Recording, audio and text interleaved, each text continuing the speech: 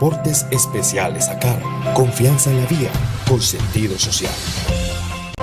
ACOGA, generadora de compromiso y confianza, promoviendo la inclusión, la integración, liderazgo y la participación del clúster de la gastronomía, la cultura y el turismo. ACOGA, Asociación Colombiana de Gastronomía. Nueva tecnología de pipe de estación en Colombia. Equipo que permite ponerse de pie a las personas con reducción de movilidad, funcionamiento electrónico, soportes de estabilización, diseño y fabricación a sus necesidades. Garantía de mejora de calidad de vida. Contáctanos. Tecnología a bajo costo económico. Transformando vidas, reviviendo emociones perdidas.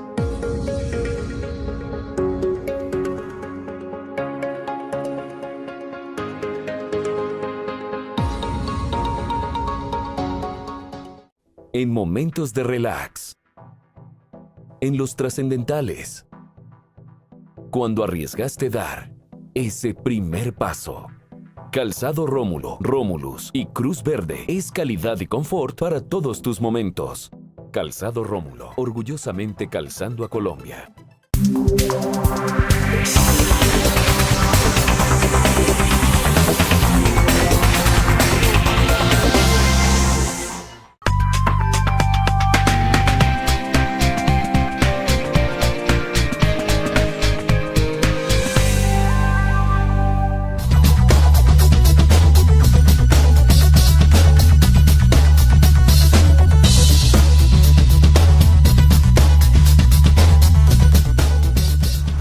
Amables televidentes, se los saluda José Alberto Tejada Echeverry presentándoles el programa institucional del Canal 2 informativo Nuestra Gente. Hoy estoy acompañado en el estudio por los panelistas Orlando Riascos y Sebastián Acosta. A los dos los saludo y les agradezco estar en el programa. Buenos días. Muy buenos días, José Alberto, muy buenos días para todos los televidentes y nuestro querido compañero, y muchas gracias por la invitación. Buenos días, Orlando, buenos días, José Alberto, buenos días a toda nuestra amable audiencia y esperemos que va a ser una mañana muy satisfactoria con nosotros en el panel. Muy bien. Bueno, es la semana en la que el nuevo presidente de Colombia ya tomó posesión, el anterior martes, y qué mejor que hacer a forma de balance, de examen, de cómo comienza a vestirse con el traje de gobernante, no solo el presidente Iván Duque, sino toda su bancada y todas las personas, los ministros y demás funcionarios que hoy toman las riendas del Estado. Comencemos por de hoy hacia atrás. No quiero comenzar del 7 de agosto. Hoy el presidente Iván Duque está en Tumaco, ya debe estar en Tumaco. Esta mañana salía muy temprano para Tumaco. Ayer estuvo hasta en horas de la noche reunido con comunidades indígenas, tocando temas relacionados con todo este lío de las tierras, de la minería ilegal, de las bandas criminales, de la seguridad de los líderes, de sus territorios, etcétera. ¿Cómo ve el caminar, los pasos que el presidente Duque ha dado desde el día en que se posesionó a hoy, Orlando?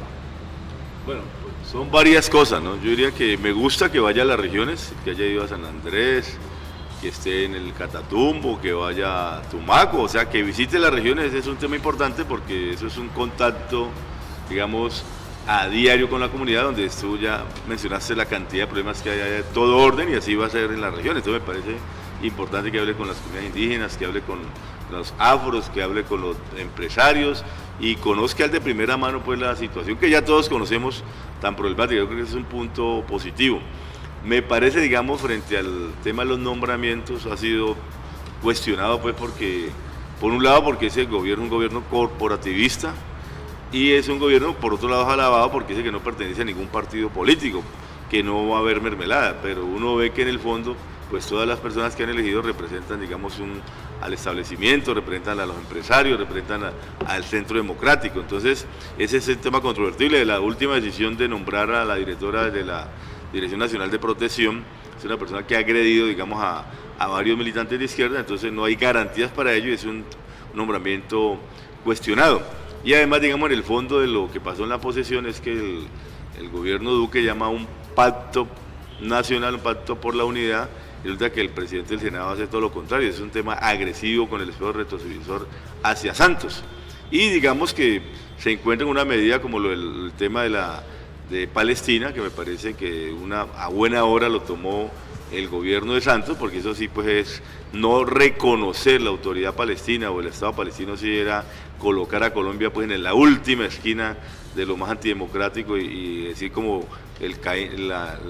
¿cómo se llama? El Caín de América, como siempre lo reconocido, porque es el único país en Latinoamérica que no había reconocido a Palestina. Entonces, digamos, en ese marco de decisión encuentra el presidente y tendrá que actuar con tranquilidad. Va a encontrar muchas dificultades en el Congreso de la República, porque precisamente el Congreso de la República, si él lo plantea así, que no va a ser mermelado, que no va a ser controlado por la burocracia, pues va a ser un Congreso de la República que tendrá que discutir a fondo todos los proyectos que hay. No me pareció sano, y sí lo quiero decir aquí, para terminar con ese primer balance, el tema que iba a presentar un paquete legislativo frente al tema del Estatuto Anticorrupción, porque le quita fuerza a las elecciones del 26 de marzo y eso es lo que buscan. Ya precisamente el Centro Democrático se había pronunciado de que no iba a votar el Estatuto Anticorrupción desconociendo lo que planteó en el Congreso la vez pasada, ¿no? O sea, mintiendo, porque ellos habían comprometido con Claudia López a que se aplazara la elección, y se hiciera para el 26 y que ellos lo aprobaban. Ahora ya, como se sabe, echaron para atrás, pero fuera de eso, el presidente, haciendo la segunda, presenta un paquete alternativo, sustitutivo, dicen ellos, y eso le quita fuerza pues al tema del Estatuto Anticorrupción en la elección del 26, porque todo el mundo va a querer que lo tramiten por el Congreso de la República. Entonces son temas contradictorios, pero ahí se va conociendo poco a poco. Una semana de gobierno, algunas cosas positivas, pues como siempre tocará darle un tiempo de espera a los gobiernos, pero uno quisiera en el fondo que le fuera bien con la gente, que le fuera bien con la comunidad y que efectivamente algunas reformas de las que plantean se hicieran, pero a veces en el desayuno se conoce el almuerzo. Pues yo pienso que ya se está pintando lo que van a ser los próximos 4 años, ¿no? Se designa a la señora Claudia Ortiz, directora de la Unidad Nacional de Protección, y ella misma se ha referido a los miembros de las FARC, a los miembros de la oposición, como forajidos, como tramposos, como violadores. Entonces, pues, bien lo dijo Iván Cepeda anoche, es como si pusiéramos al ratón a cuidar el queso. Es preocupante, ¿no?, la manifestación que ella hace de sus opiniones por Twitter. Después las ha borrado, pero eso ya deja muy claro de que lo que se quiere aquí es perseguir y amedrentar aún más a la oposición, porque recordemos que la Unidad Nacional de Protección no es la que cuida al presidente, es la que cuida a la oposición, es la que cuida al líder amenazado, es la que cuida al reclamante de tierras, es la que cuida al defensor de derechos humanos, al defensor ambiental, al defensor social. Eso es lo que hace la Unidad Nacional de Protección. Y van a tener toda la base de datos y asimismo también pueden hacer intríngulis preocupantes, pero que ya la historia de Colombia los ha visto, como el DAS, ¿no? Entonces el DAS le pasaba información a grupos al margen de la ley para que activaran unos escuadrones de la muerte. Asimismo fue la guerra sucia entre el 83, 84 y el 93, 94. Entonces a mí sí me parece muy preocupante eso. El ministro de Hacienda, el señor Carrasquilla, ya ha empezado a decir que le gusta la idea que de 1.900.000 para arriba la gente declare renta, que le parece que nombrar a la gente de escasos recursos como pobre es estigmatizarla, entonces mejor digámosle no ricos, y esa connotación lingüística es muy perjudicial, porque lo que no se nombra no existe. Es el filósofo Ludwig Wittgenstein, que los límites de la realidad son los límites mismos del lenguaje. Entonces, si yo busco formas para entorpecer el lenguaje, para dejar de lado ciertas reivindicaciones, pues así mismo voy a actuar y así mismo voy a constreñir derechos, voy a estar en contra de la igualdad y en contra de la justicia social. Entonces, ¿por qué no nombramos las cosas por lo que en verdad son, por su nombre? No heterosexuales, no. Homosexuales o población sexualmente diversa. No pobres, bien, no ricos, no. No heterosexual. Son pobres, son personas vulnerables, son personas con necesidades básicas insatisfechas. No es que no son los ricos. Y esa estrategia la ha usado siempre. El uribismo se ha preocupado en negar rotundamente que en Colombia ha habido un conflicto armado, que ha habido una guerra de baja intensidad y larga duración, como se tipifica. Y al negar eso, niega el derecho a las víctimas, niega el derecho a la restitución de tierras, niega el derecho a saber la verdad, porque es que el Estado también fue culpable, y el Estado en todos los gobiernos, no estoy hablando de un gobierno particular. Entonces, eso es preocupante. Las primeras declaraciones muestran cómo va a ser el almuerzo, como bien lo ejemplifica Orlando. Entonces hay que pues esperar, pero ya entra a desinstitucionalizar, y el mismo señor Uribe lo dijo, que Duque tiene más legitimidad en impulsar estas 6 propuestas contra la corrupción, proyectos de ley, que la consulta anticorrupción. Pero hablemos del tema de la consulta anticorrupción. ¿Por qué la consulta anticorrupción, los promotores de ella, no se mantuvieron firmes en que se hiciera en las mismas jornadas electorales que ya pasaron? Era obvio que permitir que no se hiciera en la jornada electoral presidencial o congresional, pues era dejarla en el vacío, era dejarla al vaivén de eso, de los intereses políticos que comienzan a cocinarse. Yo particularmente siempre lo dije, si la consulta no se hace coincidente con una de las elecciones que están programadas para el año 2018, nace muerta, porque es muy difícil volver a activar a más de 12 millones de colombianos para que salgan a las urnas de nuevo a menos de un mes o un mes de haber hecho, a menos de 2 meses de haber hecho la última elección, y sin que haya un tema adicional que lo alimente, que lo ponga en ebullición, porque hoy es la consulta anticorrupción versus lo que los políticos por sus mensajes le venden a la ciudadanía, que no conviene la consulta anticorrupción. Entonces es muy complicado, porque la clase política tiene todas las armas de la comunicación y del poder del Estado para frenarla, y los líderes de la consulta anticorrupción lo único que tienen es la capacidad de movilizar la ciudadanía sin el apoyo de los medios y sin el apoyo de la propia clase política. Era esperable que este fuera el escenario. Yo en eso no comparto ¿cómo se llama? Las vestiduras que se rasgan los promotores, que dicen que no, que cómo así, que el Estado tendría. No, era evidente. Entonces, como yo sé que usted, por ejemplo, hace parte de Colombia Humana y ustedes han estado muy ligados a la consulta anticorrupción, y yo le quiero preguntar, porque yo personalmente creo, Orlando, que va a ser muy difícil sacar a los 12 o 15 millones de colombianos a votar el próximo 26 de agosto. Yo digo que imposible.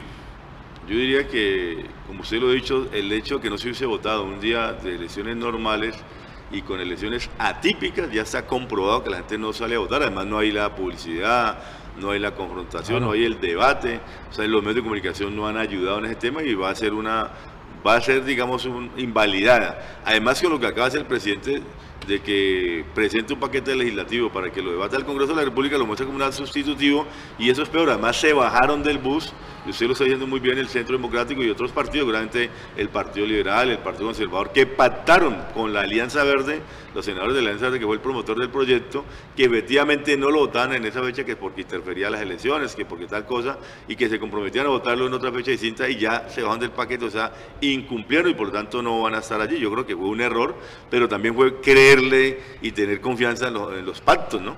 O sea, se pactó eso, se acordó en el Congreso de la República, pero van a decir, no, es que los senadores que estaban la vez pasada no son los mismos que hay ahora, porque como los eligieron nuevamente, entonces esa va a ser la disculpa, pero definitivamente no quieren que el pueblo salga a las calles, que el pueblo salga a protestar, que el pueblo salga a marchar, porque ya otro tema que se nos olvidó, digamos, comentar en el balance, es el tema de regular la protesta ciudadana, que es otro tema de ese gobierno Sí, también. pero ahora lo tocamos. Pero entonces, para sigamos en la mencionarlo allí, consulta. entonces el tema de la consulta, yo creo que no va a pasar, definitivamente lograr 12 millones de votos, y hay que decirlo hoy, que fue una equivocación la negociación, pero se hizo de buena fe, creyendo en los interlocutores y creyendo que efectivamente no querían interferir, entonces no querían darle protagonismo a Claudia López, a Sergio Fajardo, porque estaban allí como candidatos.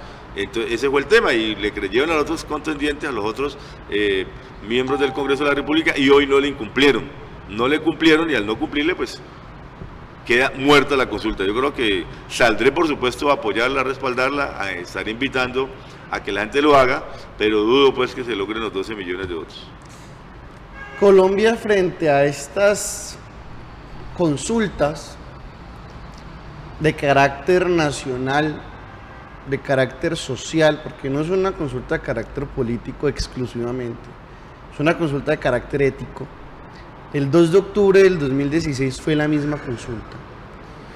En la primera, la de hace 2 años, se preguntó acerca de si estaba de acuerdo Colombia en aceptar unos acuerdos que se hizo con la guerrilla más vieja y más grande del continente. Colombia, por poco margen, los que votaron claramente dijeron no. Ahora la consulta anticorrupción, que básicamente es, queremos que los mismos que nos han robado nos sigan robando. Eso es, o sea, es la connotación ética que hay detrás de eso. Y hay fuertes sectores que se oponen, pues son los sectores que se han privilegiado y se han beneficiado, primero de la guerra y segundo de la corrupción, que han sido los flagelos más grandes que han tenido Colombia. Entonces, frente a eso y frente a lo que se asusa diariamente, es muy difícil pelear. O sea, en la guerra la primera víctima es la verdad. La verdad de que necesitamos vivir en un país en paz, de que necesitamos vivir en un país sin tanto corrupto, pero eso ya se va desdibujando. Claramente, entonces ahí empieza otros sectores que dicen, no, yo dije que le iba a apoyar y le apoyo. Paloma Valencia la escuché, decía, no, yo dije que le iba a apoyar y le apoyo. Pero es un apoyo de dientes para afuera, es un apoyo insulso, es un apoyo blandengue, no es un apoyo que establece las maquinarias, porque uno tiene que ser sensato en eso. Para que las elecciones funcionen tienen que haber maquinaria, tristemente esa es la realidad. Las elecciones en las que menos votos han habido han sido las del plebiscito del 2 de octubre del 2016, que allí se definía el futuro de Colombia, que era lo que quería Colombia, si seguir en paz o seguir en guerra. Ahora es sobre, quieren que hayan corruptos, quieren que tengan los mismos beneficios, quieren que sigan ganando una fortuna o no. Entonces van a decir que claro, que sí quieren, porque quieren perpetuar los privilegios y los intereses y los beneficios que han tenido los mismos de siempre. Porque repito, los que se han beneficiado de la guerra y la corrupción son los que tienen el poder. Y no estoy diciendo este gobierno, sino son los que tienen los medios de comunicación, son los que tienen el poder económico, son los que tienen la influencia cultural. Y frente a eso es muy difícil pelear. Yo insisto claramente, como ciudadanos es nuestro deber salir a votar, convocar gente, 7 veces sí, pero empezando que recaudar 12 millones de votos para que pase el umbral, y de esos la mayoría sean por el sí, pues ya allí hay una diferencia y una lucha de Sísifo muy grande. Frente también a las reformas que ha impulsado Duque esta semana, metió 6 proyectos de ley que ya el Centro Democrático del señor Uribe dicen, pero es que esto es mejor que la tal consulta anticorrupción, la consulta no sirve, eso ya no es necesario. O sea, llegaron los impolutos al poder, ¿no?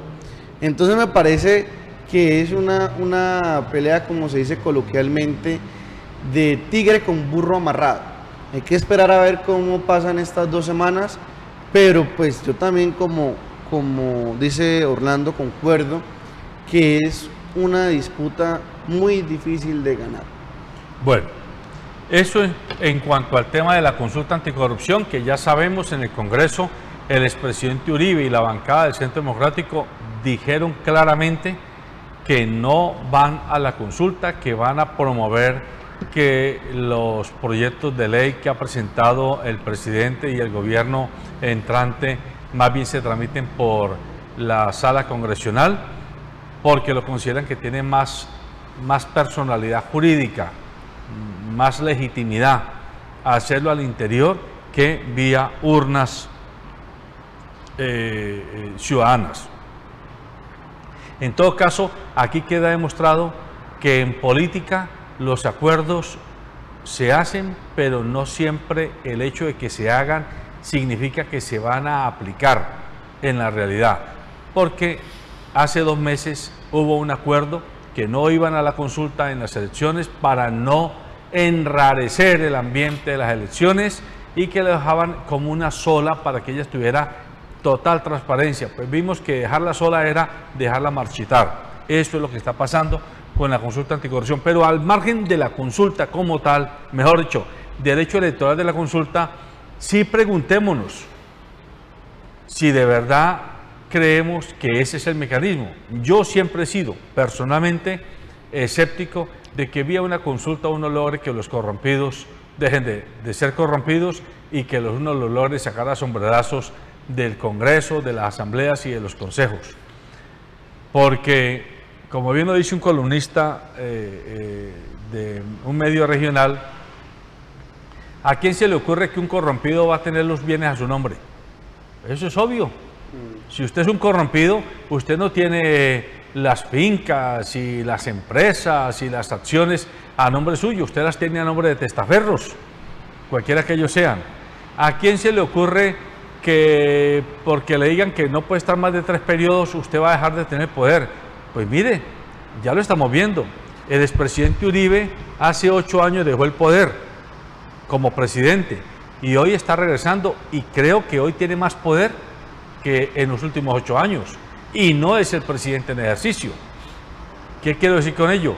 Que si a alguien le dicen que ya le cumplió los 3 periodos, pues él nombra a su hijo o a su amante o a su hermana o a su socia o a su socio para que sigan en la carrera, porque generalmente estos se manejan como empresas electorales. Así que me parece que es un saludo a la bandera muchos de los temas que hay en la propuesta de la consulta anticorrupción. Hagamos vuelta de página. Hablemos de la llamada regulación de la protesta social. Eso lo dijo quien hoy es el ministro de Defensa, Guillermo Botero, anterior presidente de FENALCO. No lo ha vuelto a decir. Más bien han sido muchos los comentarios y análisis que se han hecho de su frase, algunos diciendo que fue una desafortunada frase, otros que es una desafortunada interpretación, que lo que él quiso decir fue que la protesta no puede afectar a quienes no están dentro de ella. Verbo y Gracia ponen como ejemplo el paro de los pilotos de Avianca, que era legítimo, entre comillas, pelear por una mejor condición laboral, pero no era legítima la manera como se peleaba, porque terminó afectando a 30.000, a 50.000, a 60.000 colombianos y extranjeros que estaban usando los vuelos de la aerolínea. Que es legítimo que los maestros peleen porque les atiendan mejor su salud o les mejoren sus situaciones contractuales, pero no es legítimo la manera como lo hacen, porque dejan a 8 millones de niños en las casas, encartan a los padres de familia y con esto lo que se genera es desazón social. Sobre eso, ¿qué tenemos para decir? No, yo creo que es una frase desafortunada del señor ministro de la Defensa. Yo creo que se sale del contexto, porque venir a decir pues que hay que regularizar la protesta, no cabe pues en ningún canon, en ningún medio, porque pues la protesta se da y la protesta, digamos, es un término que no tiene por qué reglamentarse, es una protesta social, una protesta ciudadana, es una protesta espontánea frente a los hechos de corrupción, frente a cuando la gente se salta por la indignación de muchos hechos en el país y está, inclusive el gobierno anterior legalizó la protesta y la Constitución Nacional así lo permite. Digamos, lo que plantea el señor ministro, lo que dice en defensa de su propuesta, es que se garantice el servicio, o sea, que se garantice el servicio al transporte aéreo, que se garantice el servicio a la educación. Eso es bien distinto al tema de la protesta. Pero, por ejemplo, uno lo coloca en parangón, porque dijeron que el servicio aéreo, el servicio de transporte aéreo es un servicio esencial cuando están en paro los transportadores. Pero resulta que no lo colocan ahora cuando Avianca tiene la crisis y se quedan miles de personas por fuera del servicio aéreo. Entonces, si no es un servicio esencial, ahí sí no sanciona a la empresa. Entonces uno dice, bueno, ¿cuál es la contradicción que presenta frente a ello? Se le aplica muy bien a los sindicalistas para que no ejerzan el derecho a su protesta, el derecho a buscar una mejor reivindicación, un mejor salario. Ahí sí es un servicio esencial. Pero cuando favorece a los empresarios no es un servicio esencial. Cuando afecta a la comunidad no es un servicio esencial. Entonces, a mí me parece que eso de regularizar la protesta, venir a reglamentarla, no tiene sentido. La protesta social se da porque la gente se indigna frente a los hechos de corrupción, se indigna frente a la injusticia social, se indigna frente a las mentiras que dicen, a la trampa que se plantea cada ratico, y la gente sale y se organiza, y lo que sí hay que garantizar efectivamente es que se haga sin violencia. Yo estoy completamente de acuerdo, pero se ha demostrado ya durante todo ese tiempo que la marcha de los profesores, de los sindicalistas de Avianca, la protesta que se hizo el 7 de agosto por parte de las organizaciones políticas de la Colombia Humana, son muestras de que la gente sale a la calle a protestar, a reivindicar sus derechos, y que no hay ningún tipo de violencia, y que a veces la violencia que se presenta es porque es organizada, óigalo bien, por algunos sectores de la represión. Y más aún, lo que había que reglamentar es la presencia del SMAT en algunos de esos sitios cuando violentan a la gente, cuando provocan a la comunidad que está en las marchas, cuando se presenta esa presión tan grande y esa represión que se da porque la gente sale a manifestar. Yo creo que ahí no tiene ningún sentido, y sé que hay que regularizar y hay que reglamentar es la presencia de la fuerza pública para que no atenten contra los que están de verdad ejerciendo el derecho a la protesta ciudadana. Eso no es lo que va a venir, eso es lo que está desde el 7 de agosto. Y lo digo por causa de conocimiento. Resulta que pues nosotros tenemos la familia, una pequeña casa de descanso en Mondomo, Cauca. Y el 7 de agosto salieron organizaciones sociales, indígenas y campesinas a manifestarse en contra del gobierno que se posesionó ese día, y bloquearon claramente la Panamericana, digamos. Ese es el asunto. Estuvo bloqueado toda la mañana, toda la tarde. Cuestión de las 3 de la tarde nosotros ya veníamos bajando por la Panamericana, estaba desocupada claramente. Contamos por ahí unos 8 o 9 camiones llenos de policías del SMAT y 2 tanquetas. Ya a las 3 de la tarde estaba tomando posesión el señor Duque. O sea, la orden era esa. Nosotros llegamos y vamos a destaponar eso a como de lugar. ¿Salió por algún medio de televisión eso? Ninguno. No se conoce. Por ningún medio de comunicación, ni de televisión, ni prensa, ni radio, salió eso. Hubo heridos, claro que sí. Hubo afectaciones, claro que sí. Pero eso no se reconoció. Entonces ya empezó. Esa famosa regulación, eso es lo que instauran los estados corporativos. Ese es el modus operandi del uribismo. Hay que recordar que el Plan de Desarrollo 2002-2006 se llamó Colombia es un estado corporativo. Por eso los gremios, por eso Asobancaria, por eso el Consejo Intergremial hacen sus propuestas como si ellos fueran los que mandaran, porque es que ellos son los que mandan. Y eso es traumático. Y cuando hablamos de reglamentar la propuesta para que sea solamente bajo intereses de todos, allí hay una crisis.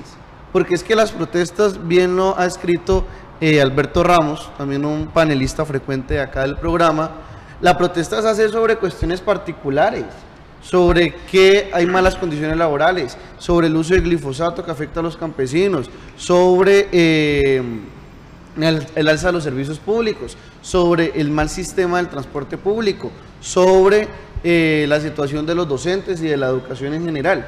Son cosas particulares, no son las cosas que afectan a toda la sociedad. Encontrar una sola cosa que afecte a toda la sociedad es casi que imposible.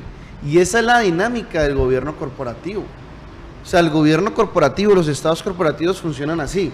Y ojo con esto que voy a decir, no quiero que se me malinterprete, pero en la historia de la humanidad, los gobiernos corporativos, es decir, los que empiezan a hacer alianzas y pactos con consejos intergremiales, con las élites de los sindicatos, con las asociaciones bancarias y financieras, con las diferentes federaciones de productores y demás, después se convierten en dictaduras y en totalitarismos.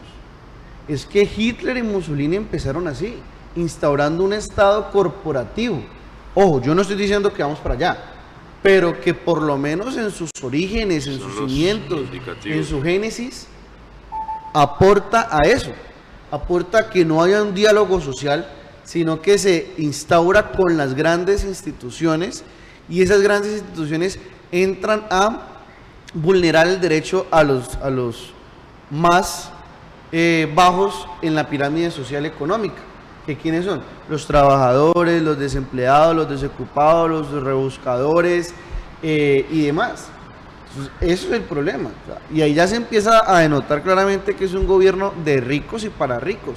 Y no estoy haciendo una alusión a la lucha de clases, pero cuando hablamos de la reforma pensional y todas las reformas y todas las propuestas que se hacen, que a Carrasquilla le gusta, que a la ministra del Trabajo, Alicia Arango, le gustan, es afectar claramente al ciudadano, al cotizante, al empleado, aumentar la edad de pensión, que se pensione con el promedio de toda la historia laboral, no solamente los últimos 10 años. Es decir, se afecta más porque uno al principio de su vida laboral pues gana menos que al final. Entonces, si se promedia todo eso, al final va a haber allí una crisis. Que no haya pensión para el sobreviviente, que sean mayor las semanas cotizadas.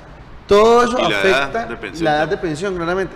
Todo eso afecta es al cotizante, afecta al ciudadano de a pie, lo afecta a usted y me afecta a mí, y lo afectan a ustedes dos. Pero todo eso, ¿por qué? Porque Asobancaria, porque el Consejo Intergremial así lo dice. Bueno, entonces eso es el problema, eso es preocupante. Frente al tema de la protesta social, yo quería indicar algo aquí, inclusive es una denuncia que quiero hacer, porque el ministro de Defensa debe estar más, y los servicios de inteligencia más preocupados, digamos, por proteger a los ciudadanos que por desconocer sus derechos.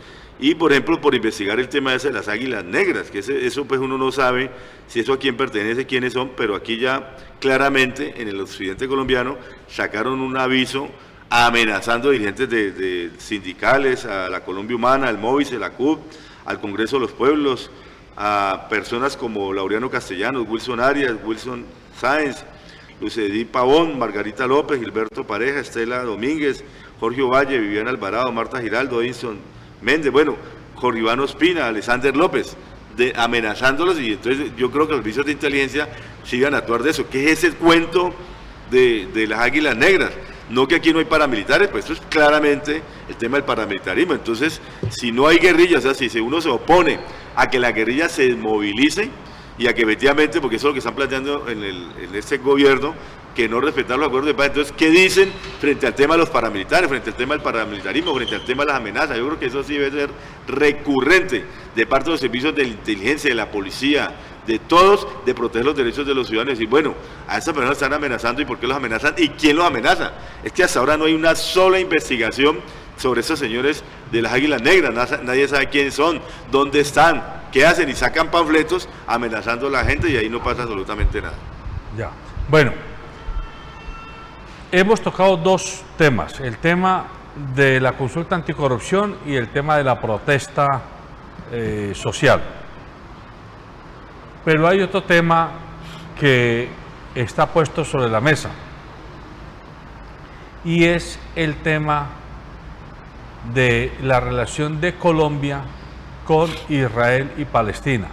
Pareciera que es un tema muy lejano, porque eso está en el Medio Oriente, porque pues como que no tenemos más relación que cuando uno habla con alguna persona de origen árabe que le dice majito querido, y muchas veces no sabe si es majito querido palestino o majito querido judío, porque son para nosotros desde acá más o menos como la misma raza porque efectivamente, originaria e históricamente son la misma raza, vienen de las mismas tribus, ¿sí?, históricas.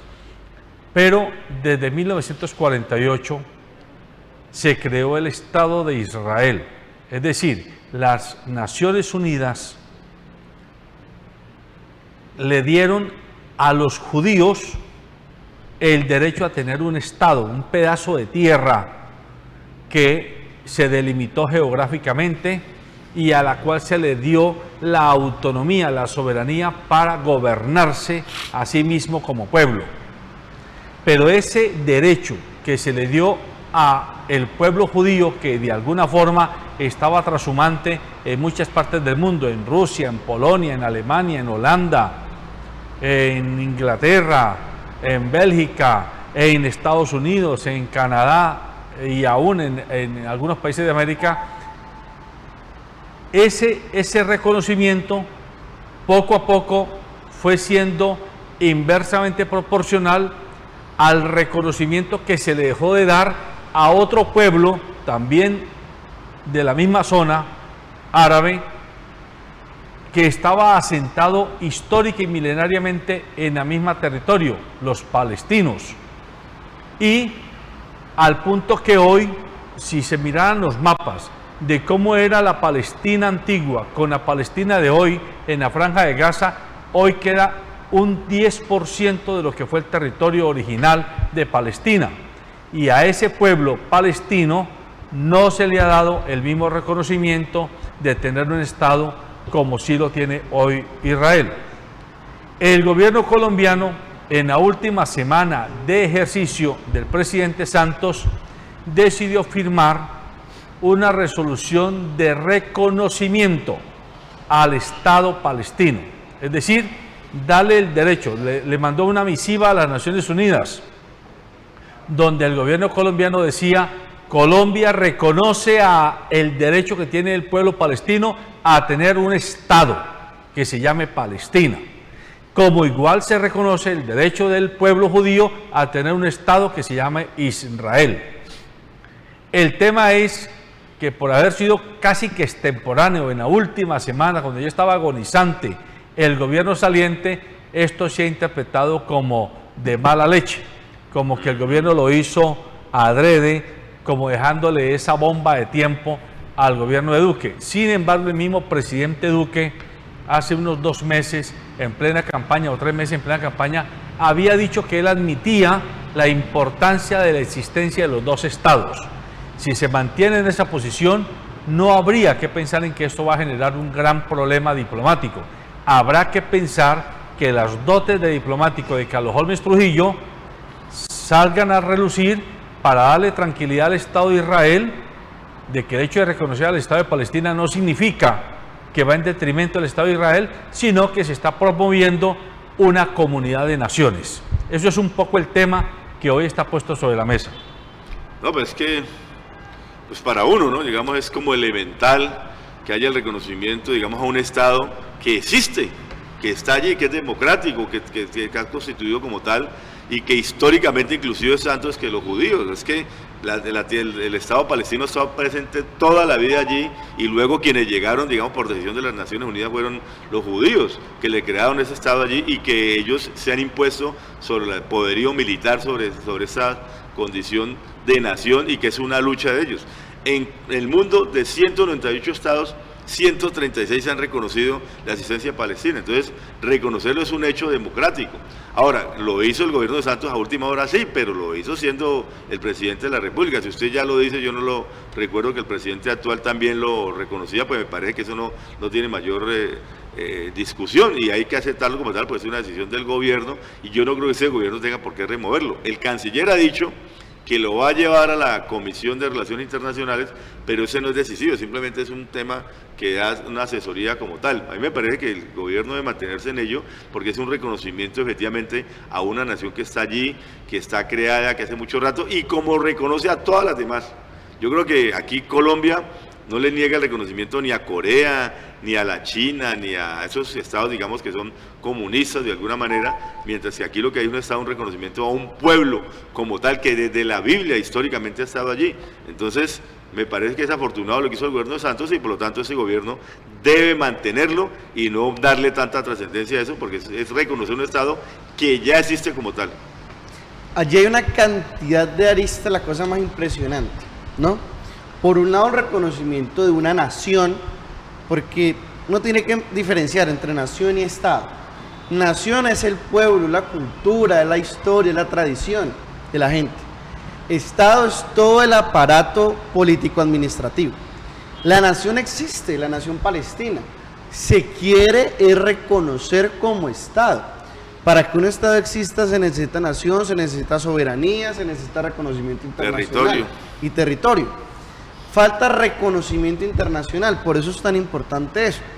Pero resulta que la extrema derecha global, digamos, a la que no le importan los derechos humanos, la que está alineada con Estados Unidos, con la OTAN, que tiene un fuerte componente judío, porque hay que hablar las cosas así, pero la ala más radical de los judíos, que es el sionismo, son todos los que se oponen a la existencia de Palestina. Y por eso es tan trascendental la decisión que toma Santos, que fue faltando 3 días para entregar el poder, pero estaba en el gobierno todavía. O sea, eso sí hay que decir las cosas como son, ¿no? Por otro lado está la constante, digamos, obsesión de Santos, desde lo individual, desde lo personal, en querer ser mediador de ese conflicto, en querer pacificar la franja de Gaza y las tensiones que hay entre Israel y Palestina. Y ahora, como Nobel de Paz, está mostrando su notoriedad y su alcance a nivel global. O sea, ahí también hay una cuestión de vanidad, una cuestión de ego. Y por otro lado, creo yo que el gobierno de Iván Duque tiene que valorar con cuál decisión pierde más, porque con las dos va a perder. Si sigue reconociendo a Palestina como un Estado, o si al contrario reversa la decisión. Si lo sigue reconociendo, pues va a causar callo y ampolla en los israelíes, en los Estados Unidos, que son sus aliados estratégicos, y en la OTAN, porque es que resulta que la OTAN está alineada con la extrema derecha global y todo el movimiento sionista y demás, que no reconoce a Palestina. Entonces, al ser un miembro invitado, Colombia, recordemos que Santos lo posicionó allá, de la OTAN, pues es como tener allí a un invitado, digamos, algo incómodo, ¿ya? Y eso es importante, tenerlo en cuenta. Por otro lado, si reversa la decisión, pues la diplomacia colombiana, que ha sido, digamos, en términos generales, bien valorada, ha sido profesional, ha sido de trascendencia, ha sido seria, pues quedaría siendo como el hazmerreír, pasaría el ridículo. Además, cuando toda América Latina, exceptuando ya Panamá, antes era Colombia y Panamá, exceptuando Panamá, han reconocido a Palestina. Entonces, si reversa esa decisión, pues ante la comunidad internacional también será mucho más mal visto, y sobre todo frente a los vecinos, ¿no? Porque usted dice, yo voy por acá y ya después yo no voy por allá. Eso en el escenario internacional demuestra debilidad diplomática, demuestra falta de seriedad. Se vuelve Colombia en el hazmerreír en diplomacia internacional. Y bueno, con toda la trayectoria que tiene Carlos Holmes, pero a mí no me parece el personaje más idóneo para asumir la Cancillería colombiana, en título personal. Así como no me parecen idóneos muchos de los designados por este gobierno. Pero eso sí es crítico, porque Colombia se ha distinguido tradicionalmente por dos políticas serias: la política internacional y la política monetaria, ya que ha sido muy ortodoxa, no hay grandes inflaciones desde hace muchos años y se han establecido buenas relaciones mayoritariamente estos últimos 8 años, pero en general así lo ha sido. Entonces me parece que eso pues, tiene que valorar el gobierno de Iván Duque, este gobierno uribista, para ver con cuál de las decisiones pierde menos, porque con cualquiera de las dos va a perder, si se sostiene en el reconocimiento a Palestina o si reversa la decisión. Tiene que valorar eso, tiene que ponderarlo, porque por cualquiera de los dos lados va a perder, tiene que ver por qué lado pierde menos. Pero ¿con qué criterios lo echaría para atrás si, digamos, es una decisión de Eso no se gobierno? puede dar. Si se respeta el derecho internacional, Claro. eso es un hecho consumado. Es un Estado soberano el que ha reconocido a otro Estado. Ajá. Y eso no se puede hacer pues como enmendar la página en una escuela de primaria o de secundaria. No es que yo como gobierno mando una misiva diciendo reconozco al Estado de Palestina y mañana llega otra diciendo no, mentiras, eso ya no se reconoce. José Alberto, muy bien el condicionante que usted pone, si se respeta el derecho Es que internacional. no es voluntad del gobierno colombiano. Y el solo hecho de que ya se haya enviado la carta y se haya radicado ante las Naciones Unidas hace inamovible esa decisión. Y un proceso que el Yo gobierno me de reservo Santos eso. venía durante muchos años discutiendo, revisando, que lo tomó a última hora, pues sí, pero no era de la noche a la mañana, es un tema de un reconocimiento que venía siendo muy discutido. Yo creo que, como tú lo dices, quedaría en ridículo el gobierno nacional, la diplomacia colombiana, si echa para atrás esa medida. Yo creo que lo que pasa es que aquí hay mucha presión de tipo de negocios, de presiones por los israelitas, pues por el Estado de Israel, por el tema militar, por el tema ideológico también. Pero es que Colombia tiene que salirse de ese marco, es reconocer a un Estado, a un pueblo que ya existe, que está allí, que es imposible negarlo. Eso es imposible porque está, y mucho más antes que los judíos y mucho más antes que los israelitas. Entonces decir ahora que porque el sionismo o porque toda esa derecha del mundo se opone, no, yo creo que el gobierno colombiano tiene que mantenerse en esa posición y hacer el reconocimiento como tal del Estado palestino, del gobierno palestino, de la nación palestina, del pueblo palestino, y por lo tanto echar atrás eso ya, medida tomada, medida que no se puede echar para atrás. Sería Bueno. el ridículo, ¿no? Como lo dice Sebastián. Muy bien, muy bien. Bueno, hay otro aspecto importante a tomar en cuenta en este despegue, llamémoslo así, del presidente Iván Duque. En muchos sectores de opinión, o bueno, toda la ciudadanía conoció que el fin de semana pasado salieron dos comunicados en la prensa nacional, especialmente en el periódico El Tiempo. Uno, donde el mismo 7 de agosto, el Centro Democrático sacó una página entera con los puntos de todo lo que era el desastre del gobierno Santos.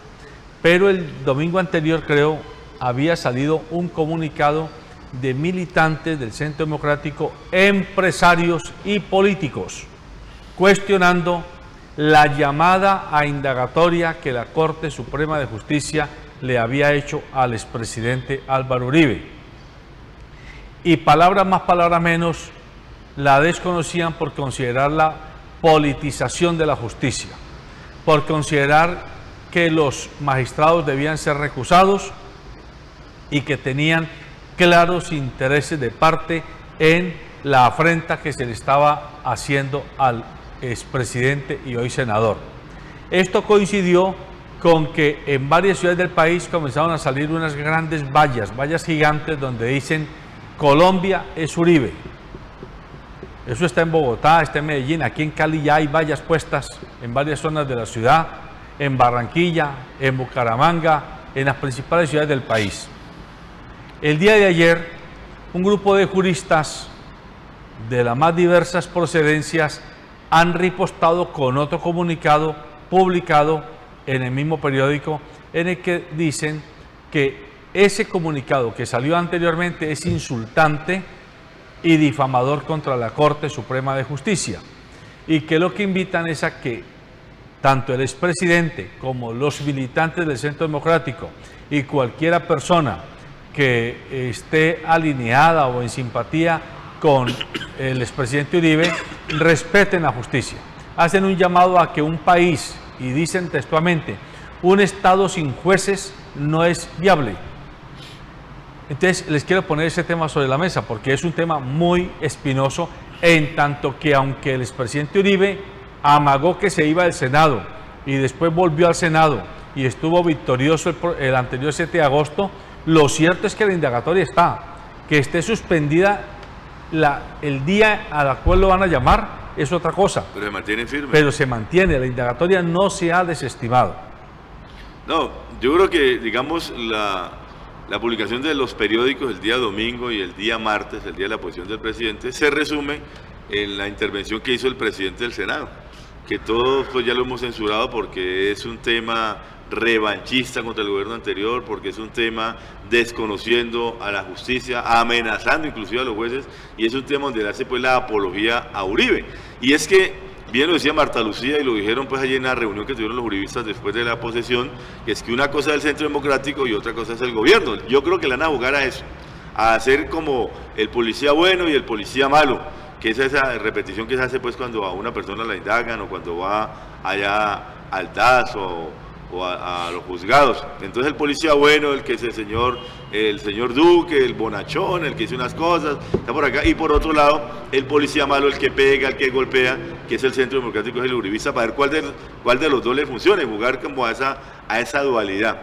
Me parece que eso es absolutamente pues nefasto para este país, porque el Centro Democrático no juega con las cartas como son, está jugando con las cartas por debajo de la mesa, así como incumplió lo que pactó por el tema del Estatuto Anticorrupción en el Congreso de la República, que se echó atrás ya Uribe y que ahora empieza a presentar otra medida. Entonces así ocurre con el tema de los comunicados, amenazar a la Corte, decir que tal cosa, que va a renunciar, chantajearlo, volverse mediático, para irrespetar las decisiones judiciales que toma el Congreso de la República. Y habría que ver, para que usted lo vea presentado en la televisión, el tratamiento que le dieron a los jueces, a la Corte, a todos el día de la posesión del presidente. Los pusieron por allá en el último rincón, como diciéndole: ustedes, señores, no tienen nada que ver aquí, ustedes no valen absolutamente nada, cuando es un poder como tal. O sea, no nos podemos olvidar que en Colombia está establecido los 3 poderes, y aquí pues solamente cree que es el poder del Ejecutivo, el poder del Congreso de la República, y el poder de los magistrados no vale para nada. Entonces yo creo que eso hay que hacerlo valer, porque eso es el tema de la democracia. Entonces, desde los medios de comunicación, con algunos empresarios, personas muy cuestionadas políticamente, inclusive que están indagados, salen a firmar ese respaldo a Uribe, que es firmado por 1027 personas, y ahí hay una amenaza contra los jueces. Lo están acusando de que toman decisiones que no corresponden. Igualmente, me parece grosero, inoportuno, toda la crítica que hacen el gobierno de Santos, decir que es que nosotros encontramos este país así. Mire, cuando Uribe era más o menos lo mismo o muy parecido a lo que pasa hoy en Colombia. Yo creo que no podemos diferenciar en esos 16 años de gobierno que Colombia pues se haya convertido en una democracia, aquí se haya resuelto el tema de la desigualdad, que aquí en Colombia pues superamos la pobreza, que aquí en Colombia no hay violencia. No, yo creo que se siguen, hay adelantos por supuesto, hay avances, pero seguimos en el mismo estado y como tal. Entonces, si uno compara el estado, el gobierno de Uribe con el gobierno de Santos, más o menos lo mismo, no es muchas cosas que hayan cambiado. Entonces, colocar ese punto, decir es que nosotros llegamos a ese gobierno, lo encontramos de tal manera como para decirnos vamos a salvar de ahora en adelante, echándole solamente la culpa a Santos y colocando el espejo retrovisor, me parece nefasto. Yo creo que muy mal el uribismo y el Centro Democrático en esas salidas. A mí, ¿sabe qué es lo que más me preocupa? Que después de 16 años, Colombia no conoce los alcances que puede llegar a tener el uribismo. Después de 16 años, Colombia no los conoce. No sabe qué puede llegar a hacer esta gente. Porque es que lo demostraron muy claro con ese doble discurso. Lo demostraron muy claro difamando la justicia, haciendo un panfleto en contra del gobierno saliente, que entre otras es el de peor popularidad en los últimos años, las últimas décadas. O sea, ¿qué más le van a achacar? Claro, resulta que eso es un escudo de protección para ellos. Cualquier cosa que le vaya a salir mal a este gobierno uribista, ellos van a decir, es que viene el gobierno pasado, es que vea Santos, y empiezan a echarle todo el agua sucio, y a echar el agua sucio para atrás. Y eso es lo que ellos saben hacer, eso es lo que ellos están acostumbrados. Y esos panfletos, porque son panfletos, digamos, hay que decir las cosas por su nombre. Unos datos son ciertos, pero la mayoría son falsos. Son mentiras totalmente, rotundamente. Este corte de cuentas que hace Macías tiene una cantidad de argumentaciones y de aseveraciones engañosas, mentirosas, rápidas, incomprobables, y eso es a lo que juegan ellos. Y ahí eso es donde me da miedo a mí.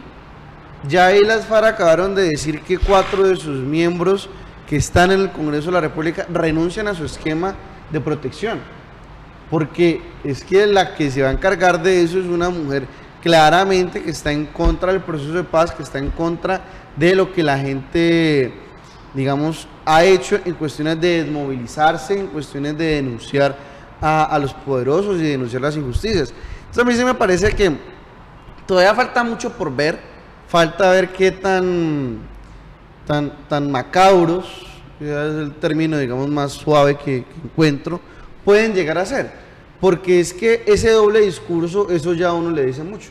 Bueno. Por un lado dicen unidad, venga, hagamos que todo esto avance, construyamos una ciencia, una tecnología, reduzcamos la desigualdad, que vea que el pacto por nacional y la unidad. Y por el otro lado empiezan a asustar a todo el mundo y a decir terrorista y militarismo. Entonces a mí sí me parece que allí hay una a manera de tensión. A manera de cierre del programa, vuelvo a preguntar. ¿Ustedes descartan que Iván Duque, como gobernante ya en ejercicio, se autonomice de la bancada del Centro Democrático para ejercer su gobierno, su cargo presidencial? ¿Sé qué? Autonomice, para no... que tenga autonomía. Para no hablar de traiciones, simplemente que ejerza como presidente, que haga valer. Es que el presidente de Colombia es él, no es el Centro Democrático. Yo lo dudo mucho. Yo creo que el Centro Democrático ya sacó el talante y le está diciendo claramente, señor presidente, esta es la ruta y nosotros creemos en eso y esto es lo que hay que hacer, y el presidente se va a moldar a él. Mire, hoy el Consejo Nacional Electoral eximió a Uribe y a Santos de cualquier investigación sobre Odebrecht, o a Zuluaga, pues, que era el candidato. Entonces, ese va a ser el Estado. Aquí, como lo dijimos ya con Sebastián, en el desayuno se conoce el almuerzo. Ya todo lo que hemos analizado y las medidas que se van tomando, o sea, definitivamente es el Centro Democrático el que gobierna. O sea, que usted no asume es, y es el Uribe el que gobierna. Usted asume y no es que Iván Duque está perfectamente alineado y en consonancia con la actuación y las propuestas políticas e ideológicas del Centro Democrático. Absolutamente, absolutamente. No me queda la menor duda. ¿Usted? ¿Qué es la lectura que yo he venido haciendo? La lectura es que el uribismo se va a dividir, como pasó con el peronismo, como pasó con el fujimorismo. Entonces van a haber dos líneas. Una línea recalcitrante, radical, latifundista, digamos, la línea más férrea, ¿no? Y por el otro lado, una derecha que se alinea con Uribe claramente, pero es un poco más moderada, para no decir que es de centro, no, de centro no, sigue siendo derecha, pero más moderada, más pensada, mejor estructurada, más diplomática, con menos alaridos, y ahí es donde va a ser. Los ataques gruesos que le interesan al Centro Democrático lo van a hacer juntos, ¿ya? Y yo puedo ver, digamos, en cuestiones de ciencia, tecnología, de innovación y demás, esta ala derecha, digamos, tecnócrata, moderada, ligeramente decente, es lo que se ocupa, que es de pronto la línea de Duque. La línea férrea, digamos, la que ataca los acuerdos de paz, la que está en contra de la restitución de tierras, pues ahí ya están los otros. Y para hacer digamos, último comentario antes de irnos, el video de Noticias 1 en que la periodista entra a esa reunión en la que estaba Uribe y varios miembros del Centro Democrático es la mejor muestra de lo que piensan ellos de la política colombiana. Y se muestran como los matoneadores de colegio, ¿ya? Que se burlan del compañero inteligente, que se burlan del profesor, que se burlan del rector, que alaban al que fue grosero de los vecinos, en la reunión de padres, ¿ya? Es eso, digamos, es un comportamiento infantil escolar que se digamos, evidenciaría en las prácticas matoneadoras. Ojo aquí, matoneadoras, no estoy diciendo matones, sino matoneadoras. Bullying. Exactamente, el famoso bullying. ¿Qué hacen? Entonces, el más grosero es el que aplauden y qué chévere es el que tenía que ser. Bueno, lamentablemente el tiempo ya se nos acabó. Yo sigo insistiendo en mi expectativa de ciudadano. Iván Duque acaba de cumplir 42 años en este mes, en el mes en que fue ya posesionado de su cargo como presidente, está cumpliendo 42 años. Tiene entre 35 y 40 años de vigencia política futura. Yo me resisto a pensar que él se vaya a dejar subsumir, arropar por el Centro Democrático y ser dócil ante posiciones abiertamente antidemocráticas o inconvenientes para el país, porque quiero pensar que Iván Duque es un hombre inteligente y que no está dispuesto a ser simplemente un amanuense de los Macías que han aparecido el 7 de agosto con todo su esplendor a mostrarnos de lo que quieren hablar y lo que quieren torpedear. Yo creo que lo que más le conviene a Colombia es que el presidente llegue un momento en el que diga, es obvio que él no lo puede hacer hoy, apenas está montando a ese potro salvaje de la presidencia, pero yo sí espero que con el paso de los días y los meses comience a anclar posiciones donde póngale tate quieto a uno y póngale tate quieto a otro y al otro, porque es que, entre otras cosas, el Centro Democrático tampoco es mayoría en el Congreso. No hay una aplanadora consolidada en el Congreso. Y eso le da un cierto margen de maniobra al presidente en ejercicio. Y por el bien de Colombia es bueno que eso ocurra, que no haya una aplanadora, porque si no, el presidente ahí sí quedaría pintado en la pared. Yo espero que Iván Duque, a quien seguramente le ha tocado hacer negociaciones muy difíciles para poner en un cargo y en el otro a uno y acá el más, poco a poco irá diciendo, este no sirve, cambiémoslo por aquel. Espero que eso ocurra. Si no ocurre, pues habremos estado asistiendo a el gobierno en cuerpo ajeno, que es a lo que tanto le ha temido una parte de la población colombiana, que el expresidente Uribe lograra tener en el gobierno a alguien que él pudiera manejar con un dedo. Me resisto a pensar que Iván Duque esté dispuesto a pasar a la historia como el monaguillo del expresidente Uribe. Y al expresidente Uribe hay que invitarlo. Yo, como ciudadano colombiano, me atrevo simplemente a decir que lo ideal es que él se someta al proceso de la justicia, que se libre de cualquier sindicación si tiene cómo probarlo, o que sea sancionado como cualquier colombiano si es que se le prueba responsabilidad procesal y judicial en los casos a los que ha sido llamado. Aquí el espíritu de cuerpo no funciona. Aquí funciona solo un espíritu, el espíritu de la democracia, del Estado de Derecho. Y hay que defender, aún que no hayamos votado por Iván Duque, al presidente en ejercicio, porque si a ese presidente le va mal, al país le va muy mal. Y si le va bien, pues el país tendrá opciones de mejorar al futuro. Buenos días.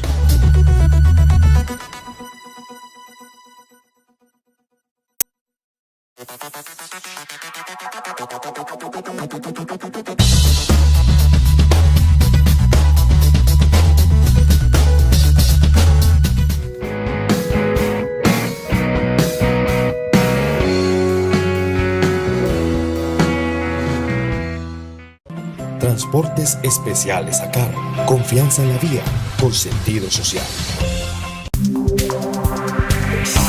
Calzado Rómulo presenta Festival del Calzado. ¿Dónde? En nuestra nueva planta en Acopi Jumbo, calle 12A 37122. ¿Cuándo? Del 15 al 19 de agosto, a precios de fábrica. Visítanos de 8 de la mañana a 6 de la tarde. Calzado Rómulo, bienestar para tus pies. Aplica condiciones y restricciones.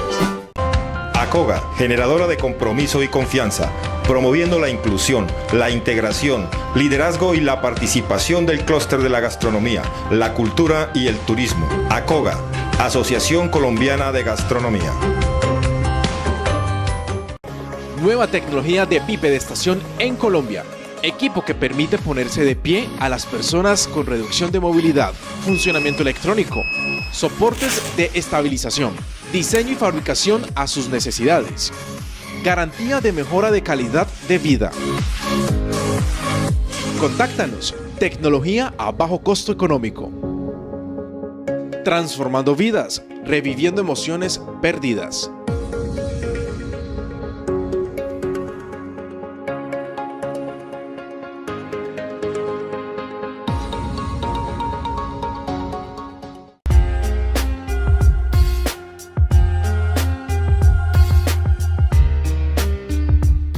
Corporación Cívica Daniel Guilar Secán. Formamos y producimos por Colombia.